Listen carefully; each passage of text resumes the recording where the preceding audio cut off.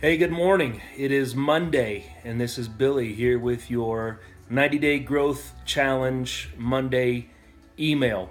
Let me just summarize yesterday, though. October 2nd was a day that I will remember for a long time.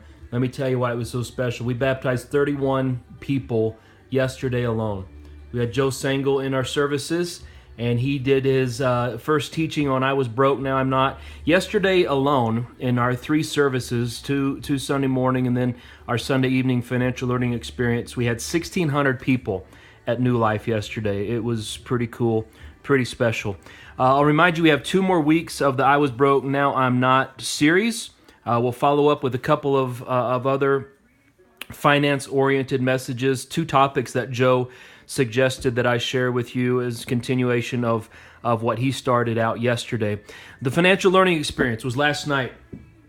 We had 450 people here for that, and we got permission from Joe to keep that learning experience on the website, the New Life Gillette website, for 1 week. So we have to take it down in about 7 days.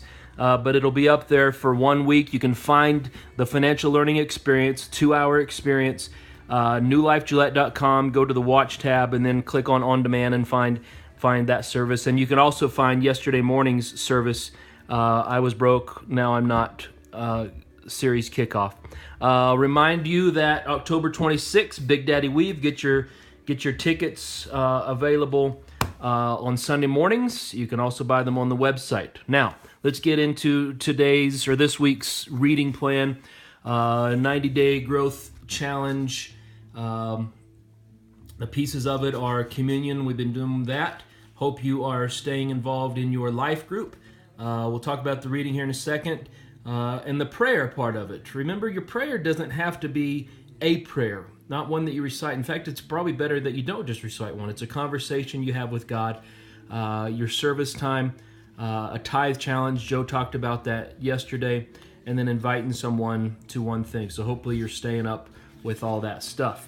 Here's this week's reading.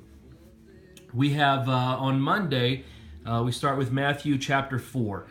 This is Jesus getting started in his ministry from the perspective of Matthew. And he talks about the temptation that Jesus had in the wilderness. And it just sort of highlights Jesus was tempted. Scripture says he was tempted in every way we are. And this sort of summarizes what those temptations look like as he began his ministry. It was actual, it was literal, but it was also symbolic of his perfection.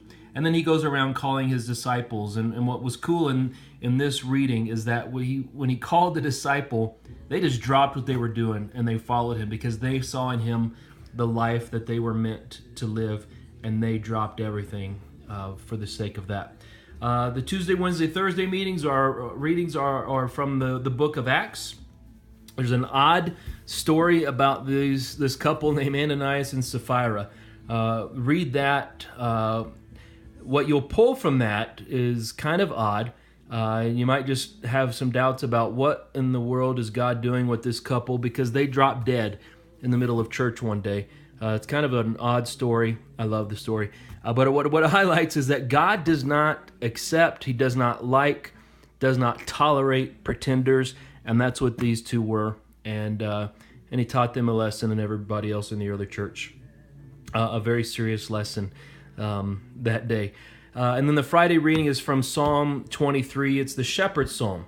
The Lord is my shepherd. It's a cool read. What I love about it this week is that David Crowder released his recent album a week or 2 ago, and I've just been listening to it on a loop basically since I got it last week. He's got a song on it called Shepherd, and this is just a great song that he kind of takes Psalm 23 and puts it into lyrical form. So David Crowder's one of my favorite artists, and I highly recommend that album. It's called American Prodigal, and there's a song on it called Shepherd that comes out of Psalm 23. So that is your Monday 90-Day Growth Challenge email. Again, send me your stories, bwilson@newlifegillette.com. Let me know how you're doing, what insights you're gaining, what experiences you're having. Stay with it, stay strong. Love you guys. Have a great week.